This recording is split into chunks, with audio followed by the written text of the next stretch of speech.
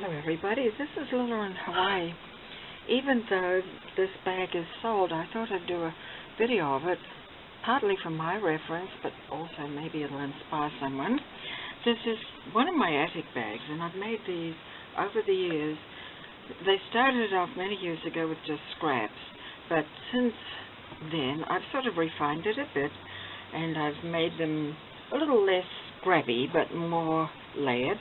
So the way I do this is well, you can see this is, of course, turned the wrong way, but that's what the bag looks like. That's the front of it, and there's the back of it, and the top of it.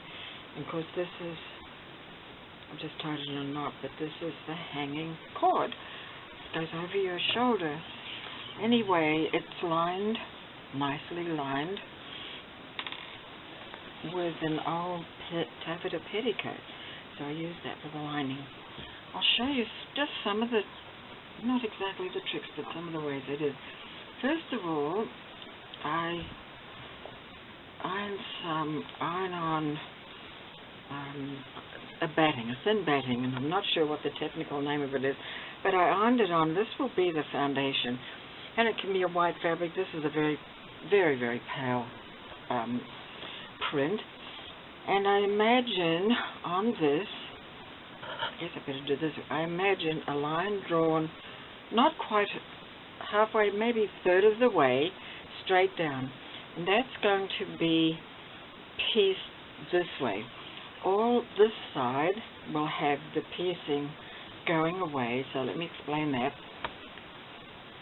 The piece going down the side is pieced this way, and that's why I put the focal embellishment on the side. And then the other pieces are going to be this way. Now, you can draw a plan if you want to. I didn't, but I have in the past, sometimes just to remind myself. I always put a label on it.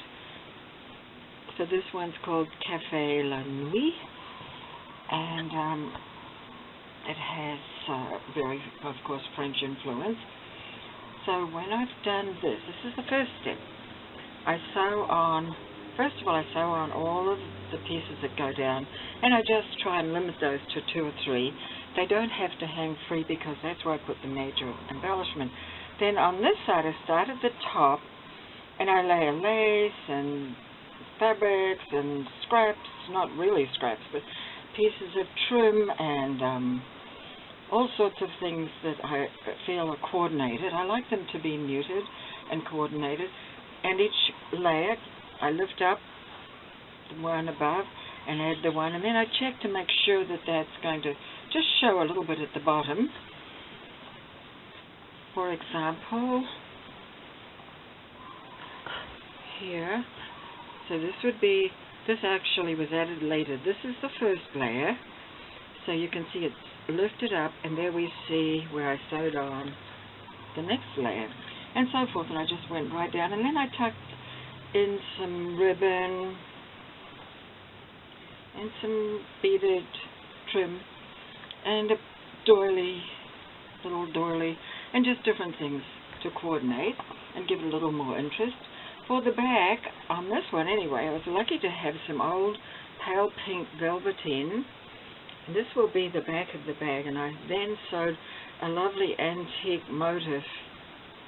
It's with satin stitch and some other kinds of stem stitching around this side. So that's the back of it.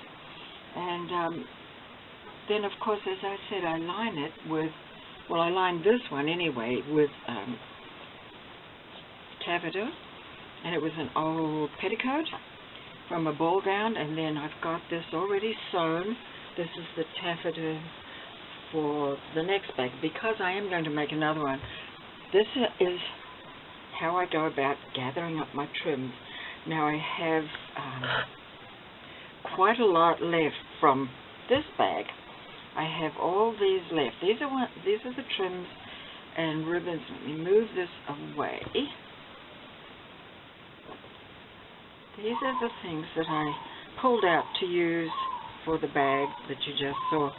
So I have all these left, and I thought, I don't want to really put them back where they came from in the different baskets and bags. I'm going to make another one, but I will make it different, so it will look entirely different. So I'm just keeping that collection, and I am adding a few more things to that. And I have a feeling I've got some nice sequin pieces. I think I'll add to this as well. Old sequins they are. So that's how I go about making one of my attic bags. Now this one I'll just show you again. And actually, I think it's easier if I pick up the camera. And this one is sold. It's going to a foreign country. So it isn't for sale, but I will have another one in the future. I'm not quite sure when, but in the next couple of weeks in my Etsy shop, if you're interested. Anyway, thank you for watching. Bye.